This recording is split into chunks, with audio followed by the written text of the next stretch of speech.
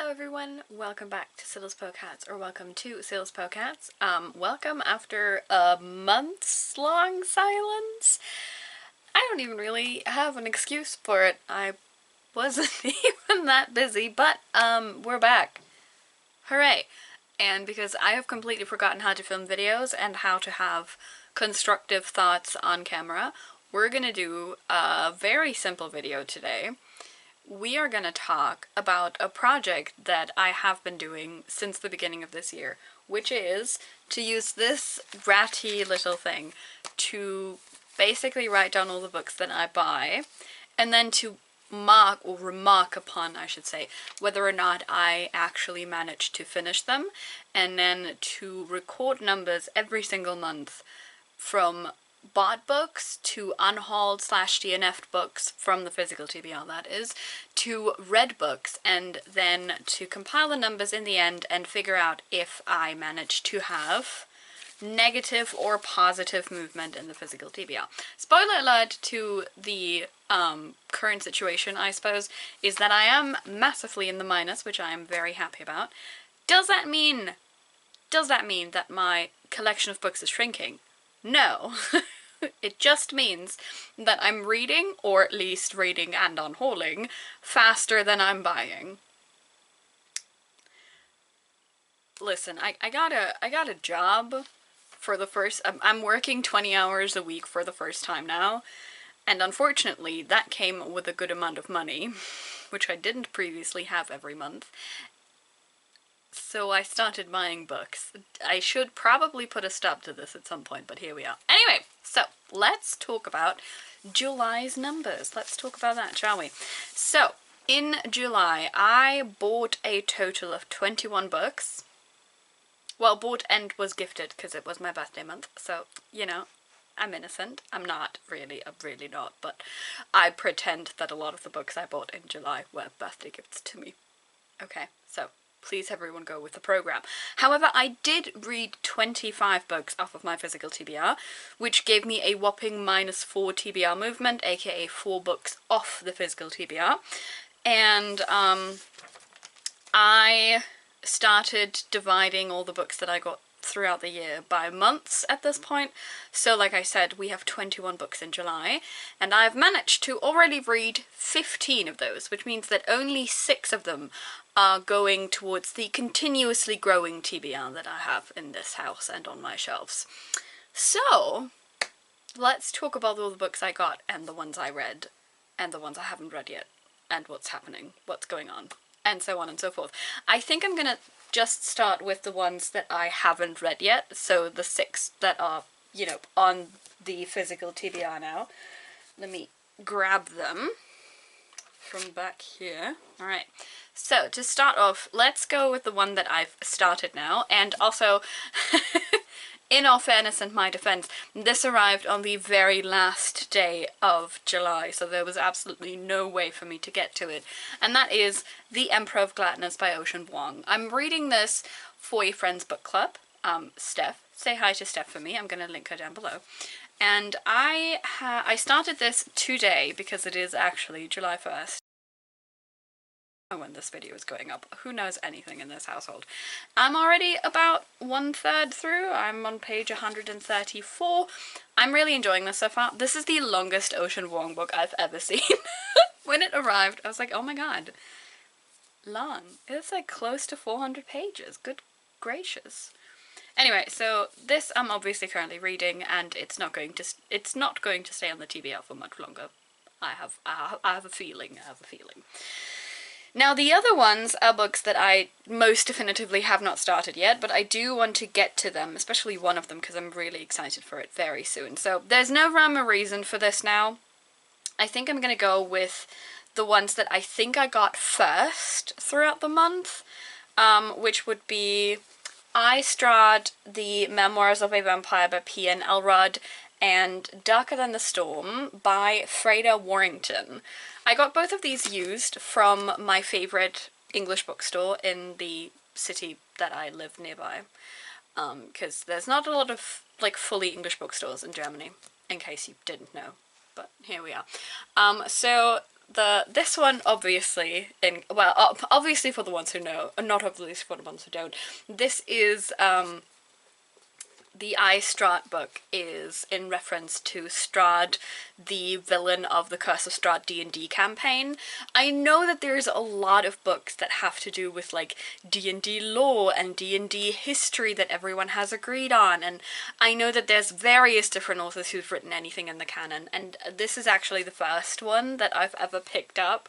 I saw it, and the cover screamed this very specific type of, like, 80s, 70s fantasy, and I'm in love. We're actually playing Curse of Strahd with my in-person D&D group right now, so I'm just saying that this is research and we're moving on, right? And Darker Than the Storm, this lovely one here, I have no idea what it's actually about because the back is fantastically unhelpful, but it is, once again, from a type of book TM that I collect, because I love to find older sci-fi fantasy written by women, just to give it a taste. This is from 1991, and I have a lot of these used somewhere. Some I've already read, some I'm gonna get to. I'm gonna get to this at some point. I don't even know if this is part of, like, any series, so I'm probably gonna look that up at some point, but, like, I paid, like, €3 for this, so we weren't exactly picky. Moving on.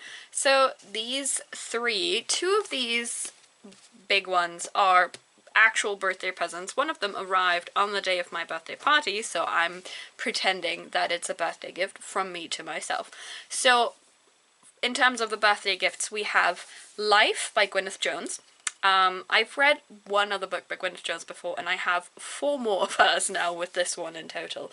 I don't really know a lot about Life. I know that there's something going on with genetics. I know that there's something going on with a PhD candidate who figures out how to, I think, delete the Y chromosome or something.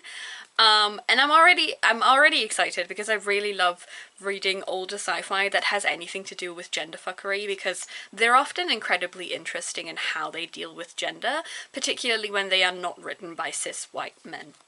Gonna be really honest here. Also, Gwyneth Jones's writing is whack every single time. It's also in the SF Masterworks collection, because I am collecting those books as I go along. I'm mainly looking for the female authors, because I can, right? Anyway, here it is. Life. The second birthday present I got was What the Wild Sea Can Be by Helen Scales. This is a non-fiction from a marine biologist who specializes in the deep sea. I read another one of her books, and I did a review on this as well. I'm going to link that somewhere, even though it is rather old, and I'm pretty sure that currently I'm talking about books in a much different fashion, but whatever. This is her newest release. I think this actually came out in 2025, I want to say. It was also on the shortlist for the Women's Prize for Non-Fiction. It didn't win, I don't remember what won, but it was on there. And once again, this is Helen Scales talking about the ocean, specifically about different habitats within the ocean and, like, what's happening to them and how we can maybe try and stop the pollution that is ruining the ocean, as well as everything else on the planet. I really like her writing style. I think it is very informative while also being very easily digestible, even for people who only have a passing interest in what she has studied her entire life, essentially. So I'm really, really looking forward to this. Again, the only problem is it's a non-fiction, and I read non-fiction differently than fiction, so I might set aside like a day or two or something to just go through this and just enjoy my time with it. And last but certainly not least, this one, again, I got for myself, but we're pretending that it's a fancy little present. We have Basilisk by Matt Wixley.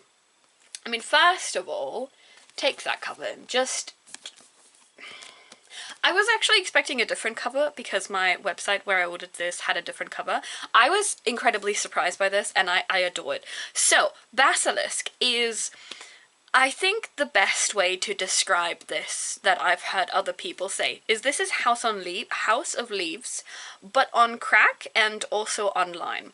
So the entire premise is that we have an ethical hacker as our main character, who at some point stumbles across this game, which is created by the Helmsman, capital letters all around, of course, and they stumble across this game and they start trying to want to solve it, which obviously means that they run into increasingly more fucked up stuff, because that's what we love in this. It is also, again, like House of Leaves, it is, in case, I don't know if you can tell that fully, but it is, mixed media. There is, like, commentary all around it. This is what it looks like, maybe. I am so excited for this. I am very terrified that I'm gonna be very small brain when it comes to this, but I'm so incredibly excited to pick this one up. And I know exactly the right people that I can sell this to. So I will be in their DMs talking about this, so they pick it up, because I'm gonna need people to read this as well. Unless it's really super bad. It could be bad, you know, like, you never know, but I have high hopes for this. And I really hope I do not get disappointed, because House of Leaves was an experience. Any book that gets comped to House of Leaves, in some regard, is a book I have to try. Okay, I'm going to be honest here. So, super excited for Basilisk. I'm really trying to read it this month. I don't know if that's happening, but I would love for it to happen. So, these are the 6 books that I didn't manage to read last month. Again, I'm giving myself a pass specifically for The Emperor of Gladness, because it quite literally arrived like 5 minutes, it felt like, before the month ended. So, I read fast, I don't read that fast, alright? So, we can calm down. Alright, I'm gonna put these down. No, wait, I'm gonna just put them back into the shelf. There we go. Okay. Now give me a second to get the other books from the shelf, because that's going to involve a lot of cursing, and I would rather cut that out, so I will BRB.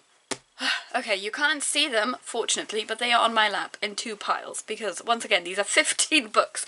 So we're going to go through them a bit faster, hopefully, and we will see what happens. So once again, these are all books that I bought in July, but then also read in July, and I'm just going to go from top to bottom what I bought first versus what I bought last.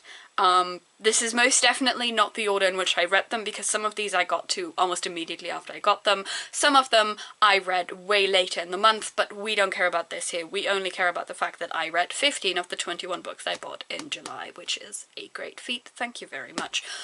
Starting off with number 1, which is Sterling Karat Gold by Isabel Waitner. This is a sci-fi, a very strange sci-fi.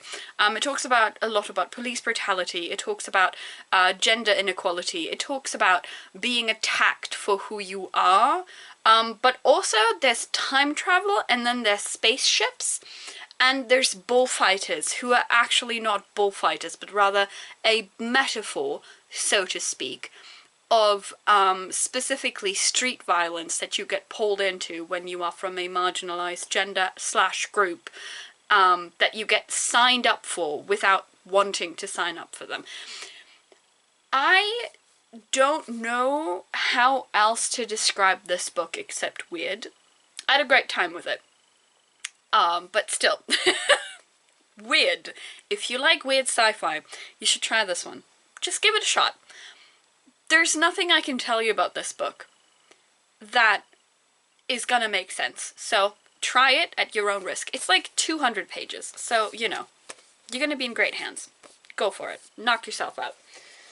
Alright, next one. This is the 4th book in a series. The series is gonna have 5, and I think the 5th volume is coming out in, I want to say October, maybe November this year? It's coming out this year. I'm very certain about that one. And that would be Peerless by Meng Sisi. This is, as I said, volume 4. This is a danmei series, a historical danmei series, which is often also called wuxia, which basically means it focuses a lot more on martial arts and historical stuff than anything supernatural or magical. Think old kung fu movies. That's the vibe. So this is fantastic. Danmei means boys love in Chinese. So we have our 2 main characters, Cui Buci and Feng Xiao. And they are both heads of different investigative bureaus that don't like each other. Think rivals that would not hesitate to end the other one's life if it meant, you know, getting them further in life, I suppose. This is volume 4. It's very important for me to tell you this is volume 4. They are still fighting in volume 4. They hate each other. However, they have also put themselves in danger for each other. I love them. This is legitimately one of my favorite Danmei pairings I've ever come across, because they are horrible, and I love that for them. Also because I think it's because they are equally horrible. It's not like one person's like really, really awful, and the other one is kind of like, you know, putting up with it in like a saintly attitude. No, they are both giving as good as they get. They hate each other so much. It is so fun to read about this. I cannot wait for volume 5, where their relationship is going to accumulate in something. I don't even fully know what. I am 100% certain that it's going to be incredibly romantic, because Mangsusa has pulled the exact same thing in Thousand Autumns, which is also a fantastic Danmei series. However, I don't know how exactly we're going to get there. They kissed in this volume. That's the only thing I'm gonna say. I love them. I highly recommend Peerless. It's so much fun, guys. I promise you, it is so much fun. Oh god, I love them. They are horrible people. Good for them. Alright. Book number 3 was the somewhat late arriving June Illumicrate A Treachery of Swans by A.B. Poranek. This is a YA retelling of Swan Lake. As per usual with Illumicrate, it looks absolutely stunning, though I will say that I preferred the original cover a tiny bit more, simply because I'm not the hugest fan of people on the cover.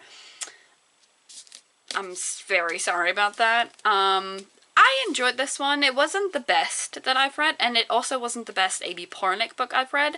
I read their debut, which was Where the Dark Stand Still, and I vastly preferred it to this one, because I thought the language was a lot more evocative than what was going on in A Treachery of Swans, but I still had a good enough time with this, I would say. Would I recommend this immediately to people? Maybe not, but if you were looking for a sapphic retelling of Swan Lake with some magic, mystery, and betrayal in the background, maybe give this one a shot. You might enjoy it more than I did. Which, again, I didn't hate the book, it was just not my favourite, so I think we can leave it at that. Let's put you aside. Alright, next! Continuing on the weird theme of everything, we have The Sunforge by Sasha Stronach. This is the second book in a series of which I've forgotten the name, but the first one is The Dawnhounds. Sasha Stronach is a Maori writer from New Zealand. And I, once again, have no words to describe what goes on in these books, but, like, the basic premise is that there's a sort of magic going around where if you die, your magic awakens, so to speak.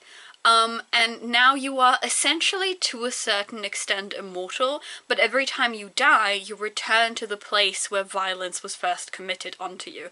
A lot of this is basically just a massive metaphor for the violence that queer people specifically and marginalized genders experience at the hand of authoritarian figures, which is such an incredible way of dealing with that kind of storytelling.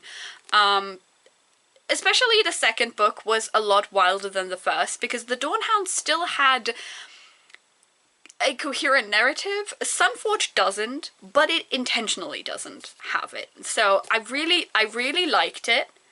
I don't know how to recommend it to people, except once again to say that it's incredibly weird and incredibly queer, and if that is even remotely your vibe, you should try these books and then see what you think of them yourself. I think that is probably the best solution we have for this particular debacle. Next, we have Dragon Fruit by Makia Lucia. This is a YA fantasy book set in, where was it set in? Tamarind, which was very lovely. And we follow our main character, Hanale, who initially gets sent away from her island because her father used a dragon's egg on her to cure her from an incurable poison. However, the dragon's egg was technically supposed to be used for the queen of Tamarind, and so Hanale and her father had to be banished from the land because laws and customs and so on and so forth. I had some issues with this book, particularly in how fast it moved in certain regards, but I really loved the evocative language and the descriptions of everything, and I also really enjoyed the dragon lore in this and how it connected to the main character. So if you're looking for a YA fantasy that might be, you know, set in a place that you might have never heard of, or a place that you've never seen in any book before, I do recommend Dragon Fruit to you, because it was quite lovely in that regard. It does have a bit more, I would say, heftier scenes, so be prepared for that, but apart from that, incredibly lovely book. Right, moving on. We need to speed this along a little bit. This Pink Menace is Chase of the Wild Goose by Mary Gordon. This is a book from, I believe, 1963, if I remember correctly. Yes, indeed. And it is a fictional biography of two, well, fictitious biography is probably the best word to say here, of two Irish ladies who did in fact spend the majority of their life living together. However, you know, historians call them best friends. We're talking about Lady Eleanor Butler and Sarah Ponsonby, who lived in the late 18th century and moved from Ireland to Wales to live together in a cottage for the rest of their lives when their families threatened, essentially, to have them marry a man. Make of that what you will. This was delightful. The book itself says that it is a joyful antidote to the misery of the Well of Loneliness. Having read The Well of Loneliness in June, yes, and also I needed this. If you know, you know. I do recommend it. It was rather fun. It is a bit old-timely written, so sometimes it's a bit harder to understand, but if you want more queer classics, I can highly recommend this one. Next, we have The Gryphon King by Sarah Omer. This is the first book in the Chaos Constellation series. I don't know how long this series is going to be, and it came out in July, actually, if I remember correctly. This was fun. I had a bit of a hard time getting into it at first because there were some inconsistencies in the narrative that I wasn't really fully enjoying, but towards the end I actually really got invested in what was happening with the characters and everything.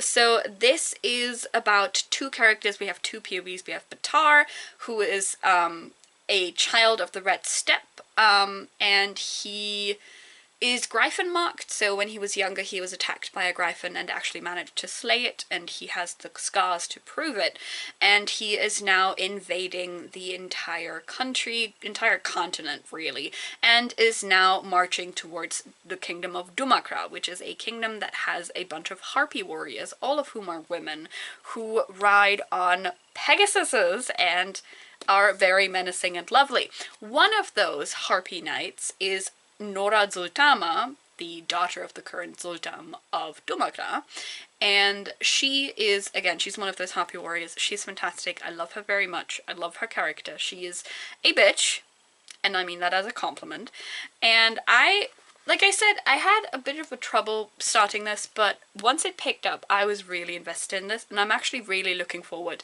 to the next installment in the series, and I'm kind of hoping that some of the inconsistencies that I struggled with when starting this book are resolved in the second one, so we will see if that is the case. I kind of hope it is, but until then, good book. I do recommend it. It was a lot of fun, actually. Next, keeping with the fun theme, we have, finally, Long Live Evil by Sarah Rees Brennan. Now, Sarah from Voyage Through Worlds has begged me to read this book for a while now, and it finally came out in the smaller paperback version, so I immediately snagged it. This was fantastic. This is one of those books that I only recommend to people who have at least a passing interest and knowledge in transmigration stories, so stories where a character, usually from our world, somehow ends up in a fantasy land and then has to cope with being in said fantasy land. Oftentimes this is connected to the character transmigrating into a book they read, or into a series they watched, or even into a game they played. Like, there's a ton of transmigration stories with people transmigrating into otome games, for example. This is no different. The main character has cancer, and towards the end of, I want to say even chapter 1 or something, she gets transmigrated into the villainous character in her younger sister's favorite series. Favorite book series, that is. And now she basically has to kind of like live through there, because she's been told that if she gets a magical flower that exists in this world, she will be able to bring that back home, and she will be able to live back home in her real body, quote unquote. and be cured of cancer and basically be able to live her life in our world once again. This was so much fun. I'm really looking forward to the second one. I've forgotten the title right now. I think it either comes out this or next year, and I'm super excited for it because this was a lot of fun. If you want a fun time, if you have any interest in transmigration stories, try picking this one up. It might be right up your alley, because it definitely was right up mine. Alright, next, now we come to the only, yes, German book that I bought for myself, which is this stunning book. This is Gezeitenruf, which translates to Title Call, by Jola Stahl, who is a self-published author.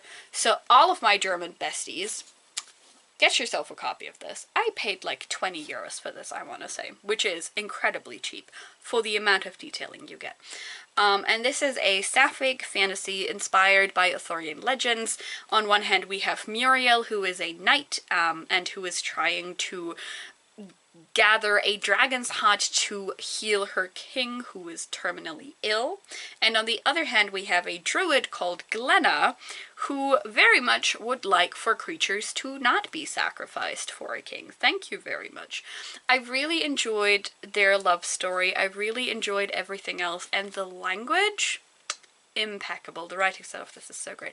I wish I could recommend this to more people, but alas, German self-published books are never going to get translated unless I do it myself. So, I might at some point, because I am spiteful like that, but until then, this is for my German-speaking besties only, but please, do yourself the favor and pick it up. Next, we have Mr. Loverman by Bernardine Evaristo. I really loved Girl, Woman, Other, and I have been meaning to pick up more of her books, and I'm really happy I found it in this edition because I love these editions of her books so much. They also feel so nice, they're a bit tactile. So Mr. Loverman follows Barrington Jedediah Walker, or called Barry, who is an older, I believe, I don't remember where initially he's from, but he's an older black guy. He lives in London, and he has been married to his wife for like 30, 40 years at this point, almost 50, I actually believe. However, the problem is he is in fact a raging homosexual, and he's never told his wife anything about that, and he doesn't really know how to deal with it himself. He keeps wanting to come out and then live together with his lover, whom he's known since his childhood days, but he never really went through with it in all the years that he was unhappily married. And this book essentially follows both him and his wife, Carmel is her name, in kind of like their day-to-day life and like how they stand with each other and how their emotions react to everything.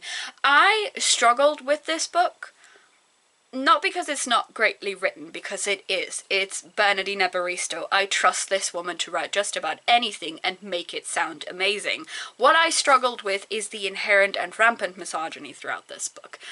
There's also a lot of homophobia that gets addressed. I do think I want to talk about this book perhaps in a bit more detail at some point. Suffice it to say, there's a lot of somewhat untreated misogyny present in Barry himself and how he views Carmel, which is partially because he absolutely hates the marriage that he's stuck in, right?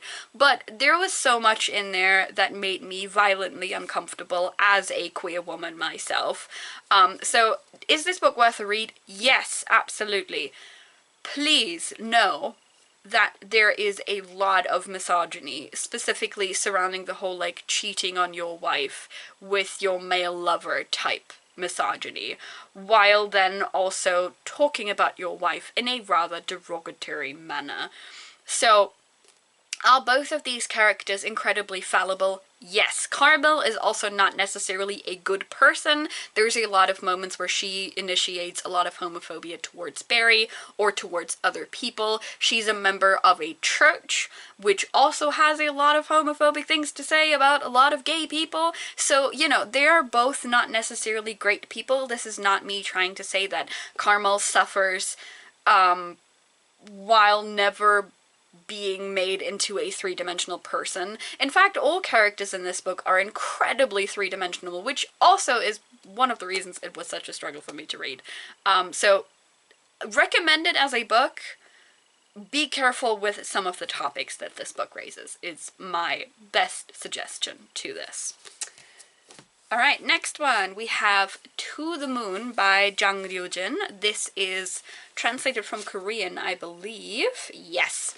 So this is about 3 women who work together in a firm that makes sweets, and like snacks and stuff like that. So we have Unsang, Jisung, and Dahae. Dahae is our main character who narrates the entire thing in first person, and Jisung and Unsang are her colleagues, so to speak, and they get into cryptocurrency because they cannot fucking live on the money that they make off of their current job.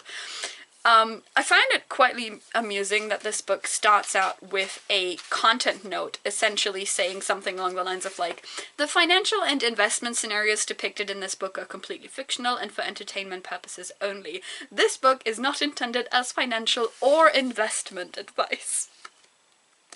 I hear ya. I hear ya. I wasn't expecting to like it as much as I did. I'm not gonna lie. I love the cover, and which was one of the reasons I wanted to get it. But I was a bit worried I was not gonna like it as much because cryptocurrency, investment. This was so delightful. This was genuinely so good. Yes, there's a lot to do with cryptocurrency and investment, and you see these 3 characters invariably being glued to their screens looking at all the numbers of like the Bitcoin that they got by. It's not Bitcoin, it's a different type of currency. I've forgotten the name right now. But like they see the graph going up and down, and this is how their moods go up and down and stuff. So like it is invariably tied to this. So if you want absolutely nothing to do with cryptocurrency, this is not the book for you. But the way that this dealt with the characters and their relationships to each other, and like why they needed the money and why they were so desperate for the money and everything in between, it was such a good read. This was such a surprise for me this month. I actually highly recommend this one. It was so good. Also, the cover is delightful. I'm just saying, you know, like, it doesn't look like a book that is about cryptocurrency, but here we are. Really, really happy I picked this one up. Right, so now we have 3 books that I got for my birthday and 1 book that I got around my birthday that I'm calling a present for myself. I'm trying to go through these a bit faster. This video is already really long. I do apologize. So first we have Convenient Still Woman by Murata Sayaka, which I got from Clio. Thank you so much, Clio. I had a fantastic time with this. This is Murata Sayaka's first book that she got known for. Which, if I remember correctly, is also partially the reason why she was able to quit being, a convenience store worker and start being an author full-time, which the poetic justice of this is just fantastic. I had a really, really good time with this. In case you haven't heard about this, this follows Keiko, who is a convenience store worker, and the reason she loves being a convenience store worker is because when she's at her job, she has a manual that she needs to follow. She has certain things that she has to say to the customers. She has a routine that is baked into her very being, and whenever she is in the convenience store, she actually feels like she can be useful to society in a way that she cannot be when she is outside of the convenience store, because she feels that she is too strange to fit into society's idea of a woman, or even a person, right? It was absolutely delightful finally reading this. This is the second Murata Sayaka book that I read. The first one I read was Earthlings, which was fantastic and incredibly fucked up. This is not as fucked up in the slightest, but there's still some very head-scratchy moments in here that I absolutely loved. So, thank you again, Cleo, for giving this to me. I had a great time. This one I bought for myself, but once again, it arrived around my birthday party, so we're gonna pretend, and that is Volatile Memory by Seth Haddon. This is a sapphic sci-fi book with a love story between a disembodied mask and an actual person. Yeah. It is told first-person perspective onto a second-person perspective. So the actual human being in this is described in second-person perspective, which is, at this point, it has rapidly become one of my favorite POV ideas, specifically in sci-fi fantasy. I'm pretty sure that this is, like, the 4th book that I can currently remember that had an, like, narrative style like that. I eat it up every single time. I know that second-person POV is very, very controversial, and that it's really hard to nail, and also to have a reason for it to exist. This was the perfect reason. Thank you.